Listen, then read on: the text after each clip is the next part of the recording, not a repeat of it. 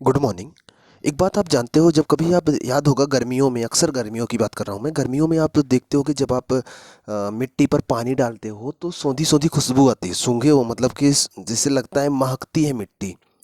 इतना तो आप महसूस किए होगे ना, मिट्टी पर अगर पानी आप डालते हो तो हल्का हल्का महकता है। या फिर ईंट पर पत्थर पर पानी डालते हैं तो हल्की सी महक आती है। अगर आप कभी भी मिट्टी पर पानी डालो या फिर ईंट पत्थर पर पानी डालो गर्मियों में, तो थोड़ी थोड़ी देर में थोड़ा सा महकता है ना। ये महक क्या है जानते हो आप नहीं जानते होगे। दरअसल ये जो महक है ना, वास्तव में वहाँ छोटे छोटे बैक्टीरिया होते हैं जो उस दौरान जब आप पानी डालते हो तो एक्टिव हो जाते हैं। उनके एक्टिव होने की वजह से ही वो महक उत्पन्न होती है। बात क्लियर है? तो आज हम किसके बारे में बात करेंगे? बैक्टीरिया। देखो, बैक्टीरिया हर जगह है। इतनी बैक्टीरिया हैं, इतनी बैक्टीरिया हैं कि शौचालय से ज़्यादा आपके पढ़ने वाली टेबल पे जो शौचालय होता है वहाँ जितने बैक्टीरिया होंगे, उससे ज़्यादा बैक्टीरिया आपके पढ़ने वाली टेबल पर होंगे। इतने लाखों करोड़ों की संख्या में बैक्टीरिया हर जगह मौजूद हैं। बैक्टीरिया अपघटन का काम करते हैं, किसी चीज़ों को खाकर उसे ख़त्म करने का काम करते हैं। तो बैक्टीरिया मतलब फ़ायदेमंद भी होते हैं और नुकसानदेह भी होते हैं। मतलब कुछ बैक्टीरिया से फ़ायदा भी होता है, कुछ नुकसान भी होता है। तो आज हम पिछला एक वीडियो हमने बैक्टीरिया से बनाया था, आप देखे होंगे। उसमें मैंने उनके फ़ायदे बताए थे, क्या क्या फ़ायदा हो सकता है। आज हम देखेंगे बैक्टीरिया से कौन कौन से रोग हो जाते हैं, उनके बारे में पढ़ेंगे। उनसे क्वेश्चन पेपर में बहुत बनते हैं, ध्यान से पढ़िएगा। किसी भी एग्जाम की तैयारी करते होगे आप, यहाँ से क्वेश्चन बहुत आता है। थोड़ा ध्यान से इसको देख के समझ लीजिएगा, आपके बहुत काम आने वाला। चलिए शुरू करते हैं। शुरू करें उसके पहले एक बात बता दें कि आपसे पेपर में क्वेश्चन यही पूछा जाएगा कि यह रोग किस जीवाणु, किस बैक्टीरिया से फैलता है। आपको बैक्टीरिया का नाम पता होना चाहिए। जैसे ये है हैजा, पूछा जाएगा हैजा बीमारी को, हैजा को बोलते हैं कॉलरा। अंग्रेज आए तो नाम कॉलरा प्रसिद्ध होगा, नहीं तो पहले तो हमारे यहाँ पर लोग हैजा ही बोलते थे। तो हैजा को कॉलरा भी कहते हैं, ध्यान रखिएगा। अब कॉलरा में आप समझते हो क्या हो जाता है, शरीर में पानी की कमी हो जाती है। जनरली बहुत लोग भुगत चुके होंगे या फिर घर में भी किसी किसी को हो जाता है, गर्मियों में अक्सर हो जाता है। आप लोग इसको जानते होंगे, लेकिन बैक्टीरिया नहीं जानते हो, क्योंकि बैक्टीरिया का क्वेश्चन पूछता है कि किस बैक्टीरिया से होता है। इसलिए आपको यहाँ पता होना चाहिए कि जो कॉलरा बीमारी या फिर जो हैजा बीमारी होती है, ये विब्रियो कॉलेरी, यहाँ लिखा है ना विब्रियो, वास्तव में कहीं कहीं विब्रियो मिलता है, कहीं विब्रियो कॉलेरी। तो विब्रियो विब्रियो कॉलेरी नामक जीवाणु से ये फैलता है। जानते हो क्या होता है? यह बैक्टीरिया मुख्यतः मक्खियों से फैलता है। जहाँ गंदगी बहुत ज़्यादा होता है ना, वहाँ पर ये मक्खियों के माध्यम से फैलता है। ये मक्खियों के पैरों पर चिपक जाएगा। एक कोस की जीव है, दिखता भी नहीं है। मक्खियों के पैरों पर, मुंह पर, उनके पंखों पर चिपका रहेगा। वो मक्खियाँ जब आपके भोजन पे बैठती हैं, कहीं पर आप उस हाथ पर बैठती हैं, तो आप हाथ अगर जैसे उंगलियों पे बैठी, फिर उंगलियां आपके मुंह पे टच कर गई, तो ऐसे में क्या होता है कि वो जीवाणु अंदर चला जाता है, बॉडी के अंदर चला जाएगा। तो क्या होगा? शरीर में पाचन तंत्र जो होता है उसको प्रॉब्लम करता है। दो तीन चीज़ें याद रखना, बीमारी कौन सी है, किस जीवाणु से फैलता है, शरीर में कहाँ प्रभाव दिखाता है। यही चीज़ आप जानते रहोगे ना, पेपर में कोई भी क्वेश्चन आएगा गलत नहीं होगा। तो ये पाचन तंत्र को प्रभावित करता है, मक्खियों के माध्यम से या गंदगी से फैलता है। इसमें क्या होता है? दस्त और उल्टी होना शुरू हो जाता है। दस्त समझते हो? बार बार लैट्रिन जाना, और बार बार लैट्रिन जाना होता है, और बार बार उल्टी होने लगती है। ऐसा वॉमिटिंग जैसा महसूस होता है, ऐसा होता है कि उल्टी हो जाएगी और उल्टी होने भी लगती है। तो उल्टी और दस्त शुरू हो जाता है। और शरीर में जल की कमी, बार बार शरीर से उल्टी, अगर उल्टी होगा या फिर दस्त होगा तो क्या होगा? शरीर से पानी कम हो जाएगा, तो शरीर में पानी की कमी हो जाती है। ठीक है, पानी की कमी हो जाती है। और इसमें क्या लगता है, आपको बताया गया था, अगर बॉडी में 1% पानी की कमी होता है तो प्यास लगता है, पढ़े होगे। और लगभग 10% अगर कमी हो गई तो आदमी की मौत तक हो जाती है। ये बात आप पढ़े होगे, आपको हम ही बताए होंगे कई बार। तो शरीर में जल की कमी हो जाती है। और इसमें क्या होता है जानते हैं? मांसपेशियां ऐंठने लगती हैं। जब शरीर में पानी की कमी होती है तो मांसपेशियां ऐंठने लगती है। इसका इलाज क्या है कि आप साफ़ सुथरा भोजन करें, साफ़ सुथरा भोजन करें। आप देखते हो ना, कभी कभी आप निमंत्रण में जाते हो, ढेर सारी मक्खियाँ वहाँ इकट्ठा होती हैं, सब भोजन पे बैठ रही होती हैं, आप हाथ से उड़ा उड़ा के खा रहे होते। आप नहीं, कोई और खा रहा होता है। तो ऐसा लोग करते रहते, साफ़ सफाई नहीं रखते, तो इससे प्रॉब्लम हो जाती है। ठीक है, तो साफ़ सफाई रखना ज़रूरी है। और पानी को उबाल कर पीना चाहिए, और हैजे का टीका लगवा लेना चाहिए, तो इसका इलाज हो जाता है। मैं आपको थोड़ा सा चित्र दिखाता हूँ हैजे का। ये देख रहे हो, ये क्या हो रहा है? उल्टी हो रही, ज़बरदस्त उल्टी हो रही। इस रोग में क्या होता है, हैजा कॉलरा यहाँ लिखा है ना, ज़बरदस्त उल्टी शुरू हो जाती है। फिर आदमी के शरीर में पानी की कमी हो जाती है।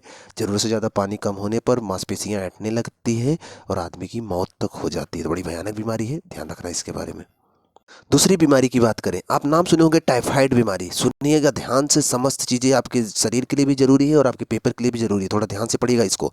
टाइफाइड बीमारी किससे होता है? उस जीवाणु का नाम है साल्मोनेला टाइफी। साल्मोनेला टाइफी नामक बीमार जीवाणु से, बैक्टीरिया से यह फैलता है। और जानते हो ये पता नहीं सबसे ज़्यादा ये प्रभावित किसको करेगा? आपकी आंत को। आंत का 3 हिस्सा होता है, छोटी आंत का 3 हिस्सा होता है, आप पढ़े होंगे। और ऊपर वाले हिस्से को आप एक चित्र ध्यान दीजिएगा, ये वाला चित्र आप देखे होंगे, ये ऐसे आता है और ये छोटी आंत का सिरा शुरू होता है, ये बोलते हैं अमाशय, जानते होंगे। ये ड्यूडेनम है, छोटी आंत का सबसे पहला हिस्सा क्या बोला जाता है? ड्यूडेनम। तो क्या होता है, ये अमाशय से भोजन जब यहाँ छोटी आंत में आता है ना, ये बैक्टीरिया आंत को प्रभावित करता है। क्वेश्चन ध्यान रखिएगा, कहाँ पर कौन सा बैक्टीरिया प्रभावित करता है किसको? तो ये आंत को प्रभावित करता है, पहली बात। दूसरी बात, जानते हो ये बॉडी में जब आता है ना, तो 5-6 दिन तो पता ही नहीं चलता कि आपके बॉडी में आ गया है।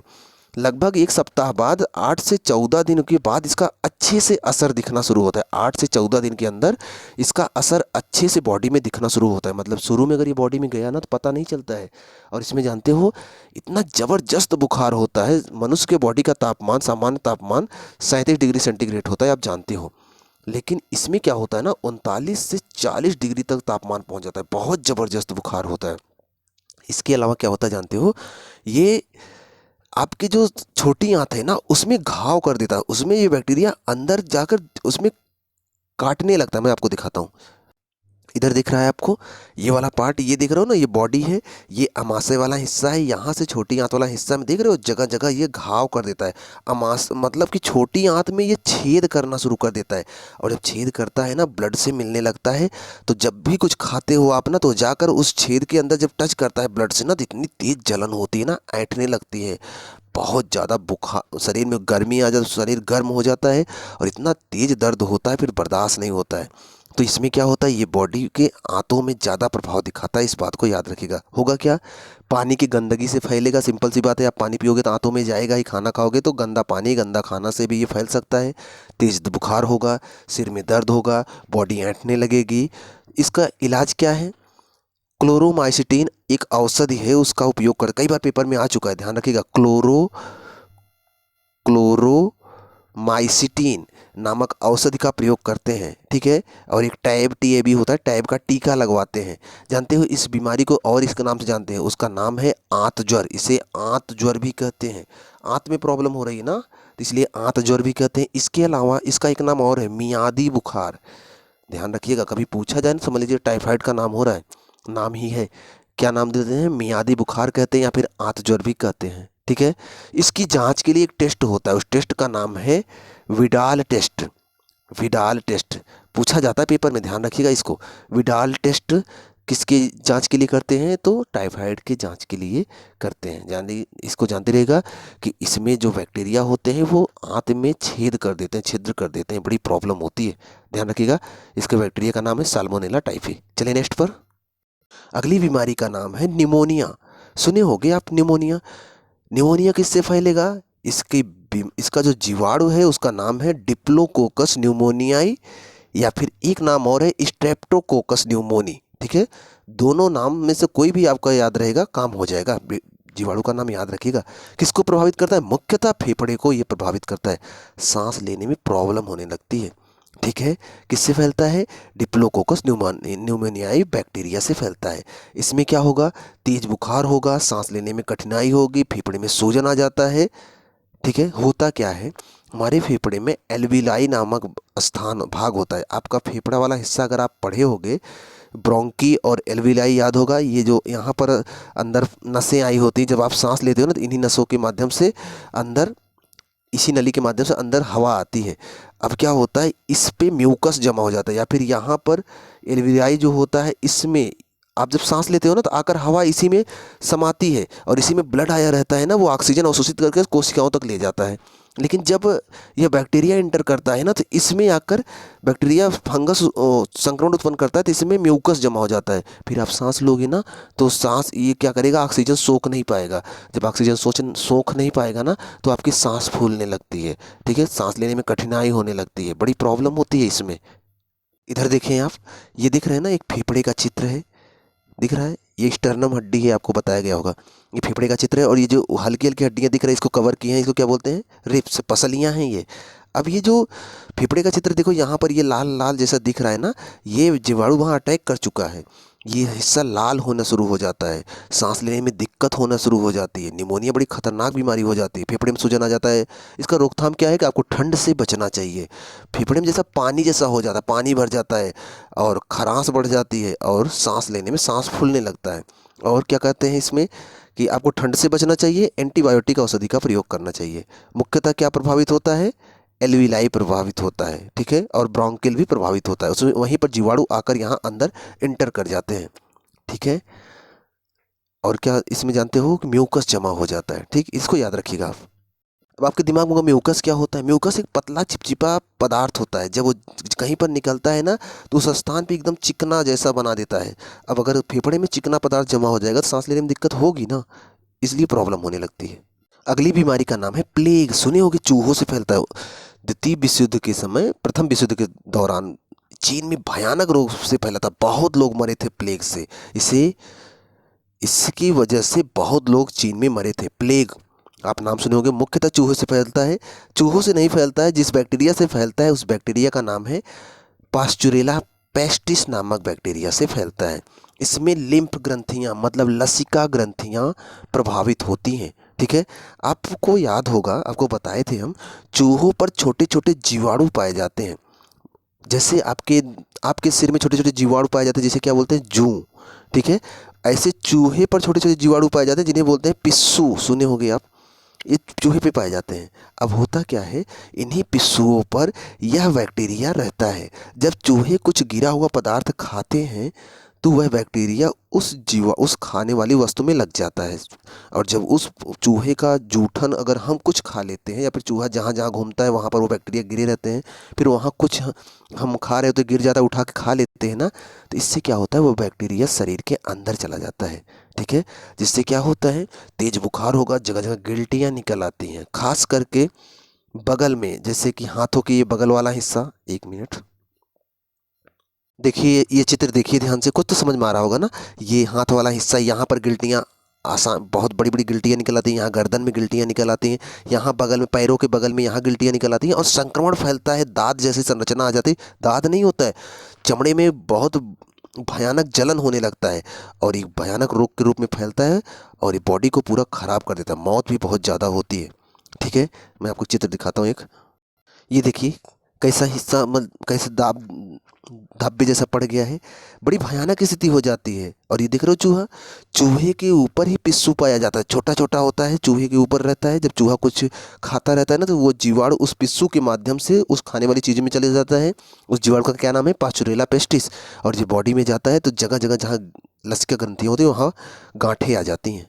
ये देखिए, ये पिस्सू है, ये चूहा है ना, ऐसा पिस्सू मिलता है इसके बॉडी पर, फिर इसमें बैक्टीरिया रहता है पास्चुरेला पेस्टिस, ठीक है। बड़ी खतरनाक बीमारी है, ध्यान रखिएगा इसके बारे में। क्या होगा इसमें, इसमें बुखार होगा, शरीर में गिल्टियाँ आ जाएंगी, गिल्टियाँ बगल बगल में आ जाएंगी और वहाँ पर सूजन आ जाएगा। इसका रोकथाम क्या, सल्फा ड्रग्स का या फिर स्ट्रेप्टोमाइसिन नामक औषधि का प्रयोग किया जाता है। याद रखिएगा, पूछा जाता है सल्फा ड्रग्स का प्रयोग कहाँ करते हैं, सल्फा ड्रग्स या फिर स्ट्रेप्टोमाइसिन, ठीक है, याद रखना इस सबको, इंपॉर्टेंट है। तो ऐसा करते हैं, आपको प्लेग याद रहेगा। चलते हैं नेक्स्ट पर, अगली बीमारी देख लेते हैं। अगली बीमारी है कोढ़। सुने होगी आप, इसको बोलते हैं लेप्रोसी। सुने हो, माइकोबैक्टीरियम लेप्री नामक बैक्टीरिया से फैलता है। क्वेश्चन बहुत पूछा गया, कई बार पेपर में आ चुका, किस बैक्टीरिया से फैलता है, माइकोबैक्टीरियम लेप्री। कहाँ प्रभाव दिखाता है, तंत्रिका तंत्र पर प्रभाव दिखाता है। मुख्य प्रभाव तंत्रिका तंत्र पे प्रभाव को दिखाता है। इसमें क्या होता है, शरीर में जगह जगह चकत्ते पड़ जाते हैं, धब्बे पड़ जाते हैं और तंत्रिका को प्रभावित करता है। और जगह क्या होता है, ऊतक आपके चमड़े मतलब कि जिसको होता है उसके चमड़े हड्डियाँ सब कट कट के गिरने लगते हैं। धीरे धीरे क्या होता है, हाथ पाँव छोटे हो जाते हैं। आप देखो स्टेशनों पे जो लोग बैठे रहते हैं, कोढ़ जिनको हुआ रहता है, देखो हाथ पैर एकदम कट कट के छोटे हो गए होते हैं। छोटे से डिब्बे में बैठे रहते हैं, एक आदमी उनको, छोटी सी गाड़ी में बैठे रहते हैं, एक आदमी उनको ठेल कर आगे ले जा रहा होता है। क्या होता है, इसी बैक्टीरिया की वजह से ऐसा होने लगता है। अचानक से पता नहीं चलता है, बैक्टीरिया धीरे धीरे बॉडी में असर दिखाता है, ठीक है। मैं आपको चित्र दिखाता हूँ एक। ये देखिए, ये देखिए आप, कैसे ये हाथ खराब हो गया है, कैसे ये पैर खराब हो गया, कैसे अंगुलियां छोटी हो गई हैं, बड़ा भयानक रूप ले लेता है। बहुत खतरनाक बीमारी है ये, ठीक है, हर बीमारी से बचना चाहिए। और जानते हो, इसमें शरीर में धब्बे पड़ जाएंगे, मुख्यतः तंत्रिका तंत्र प्रभावित हो जाता है, ऊतक टूट टूट कर कट कट कर सड़ सड़ कर गिरने लगते हैं, मतलब शरीर के अंग कट कट कर गिरने लगते हैं। रोकथाम का जो ज़रूरत है वो आप डॉक्टर से सलाह ले सकते हैं, लेकिन कुछ चीज़ें मैं बता रहा हूँ, जैसे कि क्लोफाइजीमीन एक औषधि होता है, एक औषधि है रिफेसिमीन, एक औषधि और होता है डेप्सोन। इनका प्रयोग किया जाता है। ठीक है, ध्यान रखना, बैक्टीरिया का नाम याद रखना, बहुत पूछा जाता है ये। इस बीमारी का भी नाम आप सुने होंगे, टीबी। बड़ी खतरनाक बीमारी ये भी है, माइकोबैक्टीरियम ट्यूबरकुलोसिस से फैलती है, याद रखना, इसको भी बहुत इंपॉर्टेंट है। माइकोबैक्टीरियम ट्यूबरकुलोसिस से फैलती है। ठीक है, इसमें क्या होता है कि जब मुंह से थूक निकलता है, लोग बोलते रहते हैं मुंह से थूक निकलता है ना, तो उसके दौरान भी बैक्टीरिया निकल जाता है और किसी के ऊपर गिरेगा, अगर वो उसके माध्यम से किसी के ऊपर गिर के अगर शरीर में चला गया ना, तो उस दूसरे को भी टीबी हो सकता है। इसमें क्या होता है, बार बार खांसी आती है, बलगम के साथ रक्त भी बाहर निकलने लगता है। टीबी की स्थिति बड़ी खराब होती है, जब बड़ी खतरनाक हो जाती है ना, तो फेफड़े में भयानक छेद हो जाते हैं। मैं एक चित्र दिखाता हूँ आपको। ये देख रहे हो आप, फेफड़े का पहला हिस्सा, मतलब फेफड़ा पहले ऐसे रहेगा, जब शुरू में ग्रसित होगा टीबी से, फिर धीरे धीरे एक दो छिद्र जगह जगह आना शुरू होंगे, ये फेफड़े का हिस्सा दिखाया गया है। और जब टीबी भयानक रूप ले लेती है, देख रहे हो, इतने बड़े बड़े छिद्र हो जाते हैं, होल हो जाते हैं। उसके बाद खांसी के साथ इतना भयानक खून आता है, बहुत भयानक स्थिति हो जाती है। ठीक है, इसमें क्या होता है, बार बार खांसी आती है, बलगम के साथ रक्त भी बाहर निकलता है। ये देख लो कितना भयानक स्थिति हो गई है टीबी से, पूरा जगह जगह धब्बे पड़ जाते हैं, फेफड़े के अंदर का हिस्सा है ये। और क्या होता है इसमें, और इसके रोकथाम के लिए क्या करते हैं, एक औषधि है, उसको बोलते हैं स्ट्रेप्टोमाइसिटिन। स्ट्रेप्टो स्ट्रेप्टोमाइसिटिन नामक औषधि का प्रयोग करते हैं, इसको याद रखिएगा। इसका एक नाम और भी है, यक्षमा बोलते हैं। इसका एक नाम है यक्षमा, या फिर इसको एक नाम से और बोलते हैं काक रोग। काक रोग मतलब इसलिए बोलते हैं क्योंकि बार बार खांसी आती है ना, तो इसलिए कौवे की तरह व्यक्ति चिल्लाता रहता है, खांसता रहता है, इसलिए इसको काक रोग भी कहते हैं। गर्दन में होता है जहाँ से आप बोलते हो, इसलिए काक रोग कहते हैं, याद रखिएगा। ये बीमारी देखिए, सुने होंगे इसके बारे में भी, डिप्थीरिया। डिप्थीरिया जो बीमारी है, ये फैलती है कॉर्नीबैक्टीरियम डिप्थेरी। कॉर्नीबैक्टीरियम डिप्थेरी नामक बीमारी से, नामक जीवाणु से फैलता है। यह मुख्यतः गला और जीभ का पिछला हिस्सा इससे प्रभावित होता है। इसमें सांस फूलने लगती है, खासकर बच्चों को इससे प्रॉब्लम होती है, सांस फूलने लगती है, सांस नहीं ले पाते हैं। 3 से 5 वर्ष के बच्चे इससे ज़्यादा प्रभावित होते हैं। और इसमें क्या होता है, जीभ के पीछे वाले हिस्से में एक जाली जैसी संरचना बन जाती है। ठीक है, इसमें के बचने के लिए बच्चों को डीपीटी का टीका लगवाना चाहिए, डीपीटी का टीका लगवाना चाहिए। अब क्या है, मैं थोड़ा सा आपको चित्र में दिखाता हूँ। ये देख रहे हैं, एक बच्चे का मुंह का हिस्सा है, पीछे ये देख सफ़ेद वाली जाली बनी है, दिख रहा है, ये से पीछे जीभ के पीछे ऐसे जाली जैसी संरचना बन जाती है। और क्या होता है, सांस लेने में बहुत दिक्कत होती है, खासकर गला इससे प्रभावित होता है। अगर कुछ घरेलू उपचार की बात करें तो शहद खाया जा सकता है, शहद से आराम मिलेगा, तुलसी का पत्ते से आराम मिलेगा, नमक पानी का गरारा करने से भी आराम मिलता है। लेकिन डीपीटी का टीका बच्चों को लगाया जाता है, बचपन में ही लगता है, फायदेमंद होता है। एक बीमारी और है, उसको भी देख लेते हैं। सुने हो इस बीमारी के बारे में, सुजाक रोग बोलते हैं, या फिर इसे गोनोरिया बोलते हैं, सुने होंगे आप, गोनोरिया। गोनोरिया बीमारी या फिर सुजाक रोग, ये लिखा है ना सुजाक रोग। सुजाक रोग भी से बोलते हैं, किससे फैलता है, नाइजेरिया, निसेरिया बोलते हैं, निसेरिया, यहाँ नाइजेरिया लिखा है, निसेरिया, निसेरिया, निसेरिया गोनोरी नामक जीवाणु से फैलता है। इसमें क्या होता है, जोड़ों में दर्द होता है, खासकर इससे जननांग प्रभावित होते हैं, मेल जननांग फीमेल जननांग प्रभावित होते हैं। और जगह जगह चकते धब्बे पड़ जाते हैं, बॉडी में दाने आ जाते हैं, जिससे महिलाओं में बांझपन आ जाता है। बांझपन मतलब बच्चे जन्म करने की क्षमता खत्म हो जाती है, बड़ी खतरनाक बीमारी है। ठीक है, शरीर के जननांग के साथ साथ ओठ, तालू या फिर स्किन भी इससे प्रभावित होते हैं।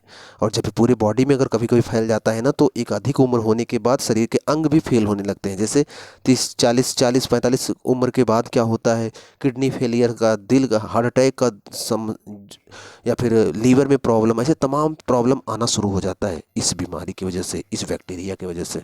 ध्यान रखना, बहुत खतरनाक है ये। एक चित्र में मैं दिखाता हूँ आपको। ये देख रहे हैं, किसी के मुंह का हिस्सा है, जीभ वाला हिस्सा देख रहे हैं कैसे धब्बे आ गए हैं। ये जो है एक आदमी के मुंह के जीभ का हिस्सा है, जीभ वाले हिस्से में देख रहे हैं कितनी भयानक स्थिति हो गई है।